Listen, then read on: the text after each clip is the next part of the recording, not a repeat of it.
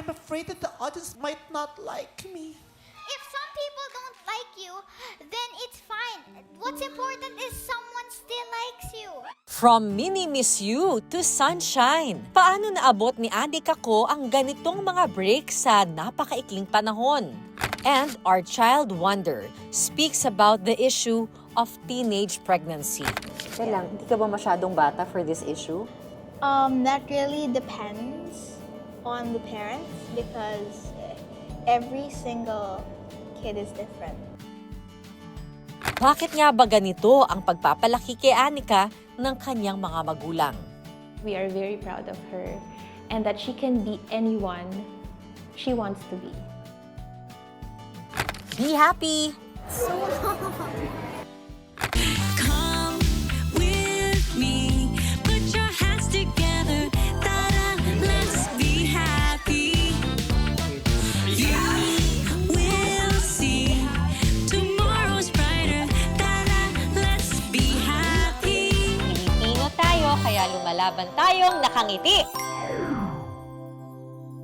Pagkatapos niya mag-trending noon dahil sa kanyang very witty na sagot sa Mini Miss You, kamusta na nga ba si Anika ko? At papaano naman hinuho ng kanyang parents ang kanyang natatanging talents? Tara! We're here to visit Anika. Naku, malapit na siya maging dalaga at ito, naku, bukod sa meron siyang showbiz career, syempre tutok pa rin siya sa kanyang pag-aaral. Nandito tayo ngayon sa Mint College. How are you? I'm good, how are you? Okay, so as you can see here, guys, in the center mark, medyo on stage. I am a witch. Me too! The good witch of the north. But you're beautiful. Kamusta ang buhay artista? How are you? I'm doing great. I've been busy with school. I've been reviewing because my school starts July 7. And yeah, I love doing workshops. Later, I have another workshop. The entire week, I'm packed.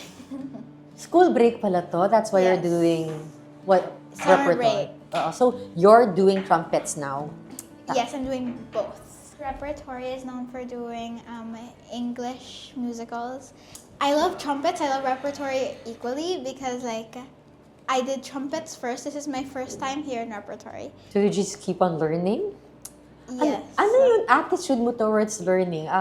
Do you tell your parents what your passion is and then they just go for it? I think me and my parents have the same mindset. We have, I want to try out as many things as I can right now. So when I get older and I'm like, oh, I want to do this, that's what I'll go for because I know that I've already tried it. Because it's hard to pursue things that you haven't done before. I've done that before. But it was the hardest thing I've ever done. Mini Miss You, I just did the audition and I was like, I don't want to do it. I don't want to do it. But I was like, I still want to do it. You know, there's it's a 50-50 thing. Everything I do, there's still a side of me that's so shy, but I've thought about it. There's it's not gonna do you anything good. It's not gonna do you anything bad if you're shy. So why not just be confident? Because that's gonna give you good things. Doesn't make sense to be shy after all, no? But have you ever been rejected? Yes, many times, and I think that. Kasi you won you made an impact in Mini Miss You, but and you were shy, and you're telling me now that you were rejected, so why do you keep on going after all those rejections? Because I don't think rejections is a thing that stops you from going to everything you want to do. Because just because you got rejected one time doesn't mean, oh no, I can't do it anymore, I quit. No, don't quit just because you got rejected. It's so lame if you quit just because you got rejected, because I think mistakes and rejections are a learning experience. It's not something to be ashamed of or anything. It's a learning experience so that, and you learn from it as well. So I watch all of my performances over and over and over and over again. And I realize, oh, I did that wrong. But I don't get no, I did that wrong, I'm gonna quit. No, oh, I did that wrong. I'm gonna learn more to improve it. Sunshine, kailan ang last menses mo? Diana, this is Sunshine. Slay, slay. What's the name of your character in Sunshine? Nympha. Ha? Nympha. Tell me about Nympha. Bakit siya mahirap na role for you? Because she's very different to who I am in real life. But that's why I love performing arts, because it's always a challenge. Ano yung character ni Nympha? She's so different, like every single scene. It's a different, like same character, but different story. Every single sequence. It's gonna be really interesting to watch because I don't know how to explain it in words. Like if you're there, you'll know it. It's just not something you can say in words. We saw the commercial, it tackled teenage pregnancy. Yes. Teka lang, hindi ka ba masyadong bata for this issue, teenage pregnancy? What's the right age to talk about it with your kids? Not your kids, but their kids. That really depends on the parents because every single kid is different. There's really, it's not like a fixed age that you explain it. It's when you think they're ready. Sino ang dapat manood sa pelikula nyo? Everyone. Bakit? Because I think after you watch the movie, like you'll be changed. I didn't even know that things like that could happen. So I think it was a learning experience for me. That's where I learned everything I know. So thank you so much, Bernadette, if you're watching this. You're the best. Thank you so much. Because if I didn't do Sunshine before any of this, I would probably be lost in every single sequence and I would be like, sorry, what do I say again? That's literally where I learned blocking, these terms, find your light. She says that a lot. She's like, we can't see you, find your light. So it would take a really long time to find my light until like, don't move. And they would put a marker and that's what I say. Ang swerte mo ha, Tonet agad ang film mo, award-winning agad yung film mo, dami mong natutunan agad, hindi lang sa acting, pati social issues. Ikaw na. I really don't think I got lucky. I think that was really God's plan. Because, no, I think that God really wanted me to do that project because on the first audition, I got feedback from the rec and What? I was crying in the car because there were like levels of the thing, like first level and then second level and then third level. If you reach the third level, you go to the next callback. There were so many callbacks. I think four or three. On the first audition day, I was crying in the car because I was like, no, this is so, I can't do this because like, it was such a hard audition script and I didn't shoot anything before it. It was like a week after and I did Penduko.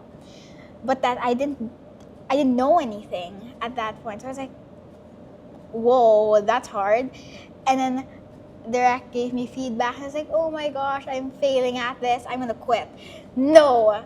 And my mom was like, yeah, no, don't quit. Like, how about if you know this is the project that's gonna woo you? You know, I was like, fine, I'll try it. And then I made it to the third level and they're like, you know, it's just luck. I just said that. And then they're like, oh, can you have a callback? I was like, okay. And I did the callback. I made it to the last level. I was like, no, this is just luck. I'm going to get so mad at the last audition because I'm not going to get it. But no, that's not what happened. So that's why I try to do things till the very last thing. Like when I've entered something, I can't back out already. So bakit siya hindi luck? Bakit God? Because if that was just by luck, I think that after that, I wouldn't receive any projects after that if that was just luck. But I think that God really wants you to pursue performing arts. So he led me to this workshop.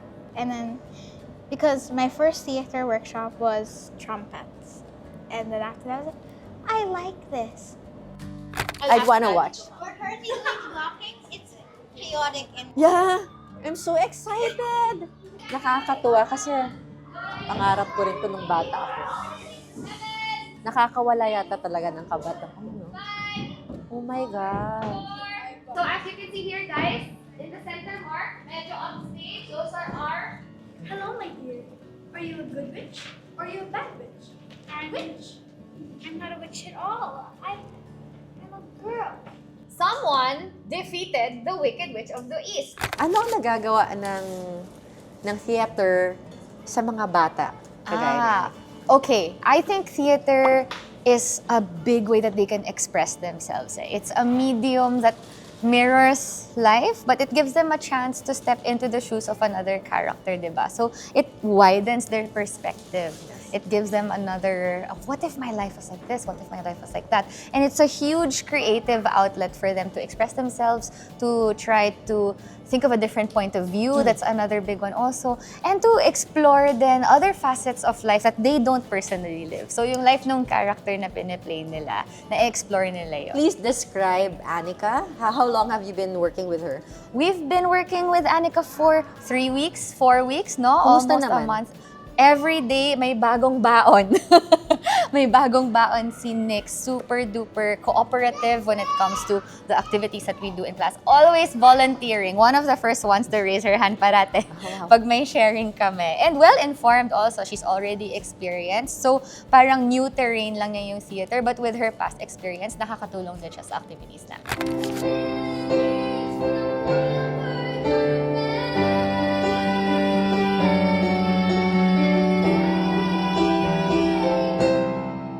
Nating meeting, music na talaga ang ano niya. So nakita mo na talaga interest niya sa music early on? Like how young? Oh, we have, nako for sure, di ba she said she likes, looking dun sa mga videos, past videos niya. So parang she found a video na she was only 4, maybe younger, and she was singing. Tapos sabi niya, oh, it's cringy, mama, because she's out of tune and all. But now when we talk about it, you really start somewhere. You're not gonna be good in everything when you start doing it, diba? But it's the journey to becoming better. That's why you take classes, you take lessons, and that's why we're doing this together with you. Hello, friends! Welcome to my YouTube channel!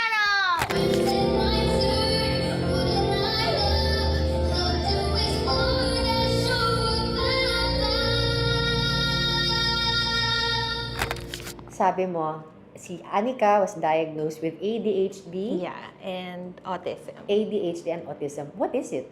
What is ADHD and what? I'm asking you as a professional because you took up SPED.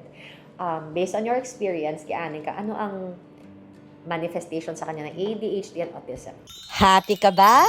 Para wag ka mabitin, please like and subscribe to our channel para makagawa pa tayo ng mga inspiring at nakakahaping mga content. And don't forget to click on that alert button. Now na, maraming salamat! Be happy! ADHD is attention deficit hyperactivity disorder. So there are different types. But for her, yun nga, like what we mentioned, she's really hyper-focused on things na she's very interested in, and super hard naman to make her focus on things na, hindi niya masyadong interest. So kami, we try to work on her strengths and really work on her interests. That's why we're doing performing arts, and she's doing music. She also started trying to write songs. So parang kami, we just support. Kasi if that's really the gift that she has, or that's what makes her happy, then, we're just there to support her. And obviously, may gift. Yes, thank you, God. Oo, may gift talaga, pero hinuhon niyo yung gift. How much time as a parent do you give para suportahan yung mga hilig niya? Paano? Nandito ka ngayon, may rehearsal siya. All the time that we can give talaga. So Bakit importante yun? Well, number one, we wanna make her feel that we are there for her 300% of the time. Like, even more than we can pa. Diba? And I guess that gives her also the confidence na parang, I can do this because mama and dada believe in me. Ang bata, na-reject si Anika, na-reject na. Mas masakit ba yun for a parent na ma-reject ng anak? For sure, yes, definitely. Obviously, we don't say that to Anika. We don't want to show her that. You know, we always tell her na we cannot please everyone, diba? And there are a lot of trolls out there also, diba? Sometimes they're paid to do that, but it doesn't mean that shouldn't define you, or you shouldn't let it affect you, actually, in the first place. So now I feel like she's able to handle that better now because she is more aware of how social media works. But as much as possible, syempre, we also try to limit yung exposure niya doon sa mga comment section and all that. How do you take care? How do you support a child like Anika? Papaano ba dapat? We actually just take her lead. Ah, talaga? Yeah, like kami rin sa homeschooling. Talaga? Yeah. Pala yun. Oo, So kung ano yung nakikita namin sa kanya na doon nga, kung yung interests niya, what she wants to do, we try to pattern our activities based on those things. Like how I would teach math or science or English to her. Always anchored to her interests. Para we get her, like yung focus niya is already there. So we always start with music. So for example, you're teaching English. We can maybe get her favorite song and study the lyrics. And sometimes, di ba, merong mga incorrect na sentences doon. Because that's just hindi naman siya written in... Hindi naman formal English. Hindi naman siya formal English. So we try to convert that to an activity for English. Like, if you were to write this in a grammatically correct sentence, how would it be? But she's very focused na because that's her favorite song. Right. How would you assess yung kanyang journey from that Mini Miss You to now? Kami were just very happy because we've seen how much she has grown. Diba? Like, for sure, you noticed also. And more than anything, it's how she handles her emotions. And of course, it's a work in progress, diba? Lalo na now that parang nagiging medyo pa teenage years na kami, preteens. And parang kami, we always just remind her that we are very proud of her and that she can be anyone she wants to be. Pero bukod dun sa talent, hindi lang naman talent yung binuo nyo sa kanya. In fact, hinangaan siya dahil sa kabutihan ng puso niya. Nasaan yun ngayon? How is she as a child? We would say, she's just sometimes nga, sabi ko, are you pressured na other people, kasi people see you as that kid. But obviously, she would have times na, she would feel down. She'd have tantrums also sometimes, diba? And we just tell her that that's okay because you are a human being. Everyone experiences that. So we try to validate na sometimes you feel so sad, sometimes you feel anger, sometimes you feel frustrated, and that's fine. But what matters is how you handle that. So we always tell her that life is about choices. So you have a choice either to say something nice or something not nice. And yung movie niya na Sunshine is actually not very child. I mean, hindi siya pang bata. Yes. It deals with really mature issues, adult issues, no? Teenage pregnancy. Basta somebody who got pregnant na young. How did you explain that to her? Tsaka kapag magsalita siya, parang matandang bata, di ba? Doon sa movie. So how was it introducing this role to her?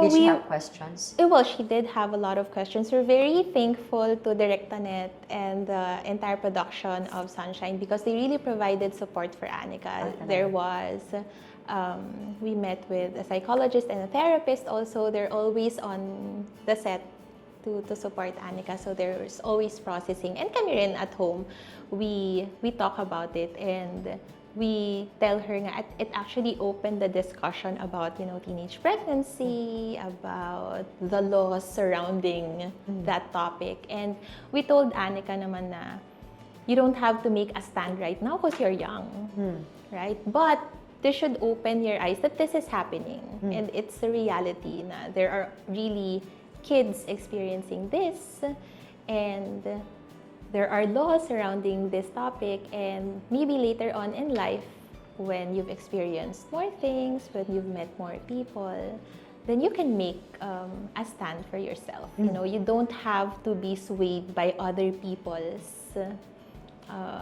opinion on this, but you make your own stand based on what you believe in. Napaaga ba yung pagpapaliwanag yung mga birds and the bees sa bata? And how?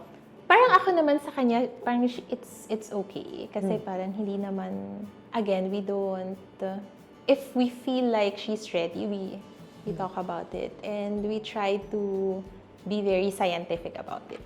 Yan lang. Factual. Yes, factual talaga siya. I mean, we don't wanna call them different words. So, ano ba ang tamang panahon para explain sa bata yung tungkol sa pagtatalik? I guess wala Tungkol sa namang sex, timeline. I guess wala naman talagang timeline for that. I think it's the parents would know when their kids are ready for it. Kasi for sure, nagsa-start siya sa mga simple questions. Right? And then, yun nga ang hirap maging parent kasi wala namang manual on how to become a good parent. Kasi for sure kami din. Parang sometimes nagtatanong din kami ni daddy na, should we do this na? Should we tell her na? So we discuss in private first. Pero if we feel like Anika is ready, parang nag-temp check din kami when during the discussion, if we feel like hindi naman na siya masyado pang interested, then we stop there. And then maybe discuss again the next time.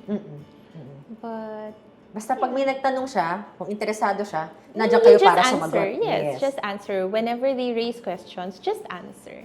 Diba? And try to be yun nga, as factual as you can be. Popular. I'll help you be popular.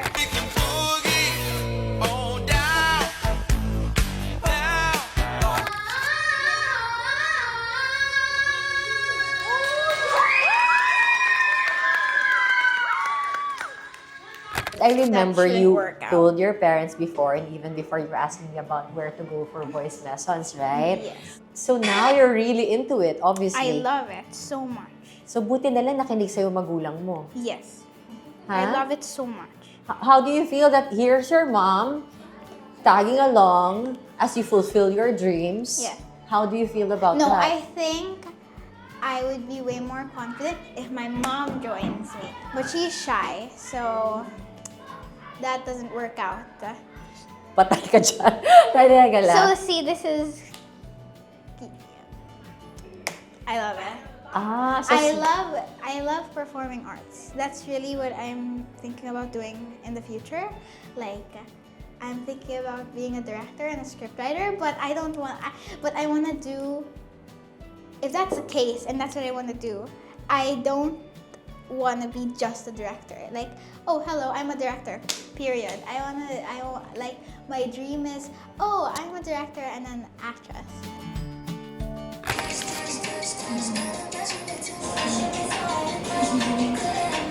Honey, baby, you 嫌いになっちゃうよキラキラキラキラしないで And that's the other side of our sunshine girl, Annika. Be happy. Be happy!